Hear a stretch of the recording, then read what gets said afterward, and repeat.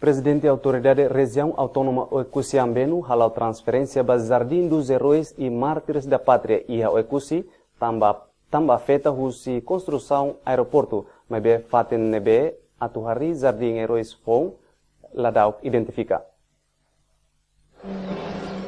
Idanema atual Jardim dos Heróis e Mártires da Pátria e Oecusi, mas a autoridade hakara muda para faten selo, também atingido a construção aeroporto.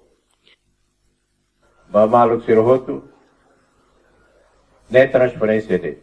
Tama agora mas ruim nem ida tamas né, ida utama. Sorte be ida utama, será que tem que ir na rua tá, ou se mata via ser hibrid. E a quarta-feira, o presidente da autoridade regional administrativa, no primeiro-ministro, marca presença onde assiste transferência Jardim.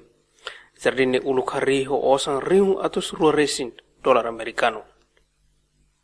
Transferência idane nebe implica osan 200 e tal mil nebe investe tiona sai nessa preço ida para itanemia falta de planeamento integrado e o processo de desenvolvimento de toma e idane tem que sair lição ida lá hoje para região administrativa especial mas be lição para país toma para Timor-Leste toma.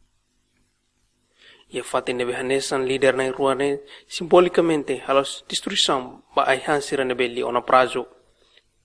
Aihansira na autoridade recolha o selosa sanulu sintolo e o Oecusi.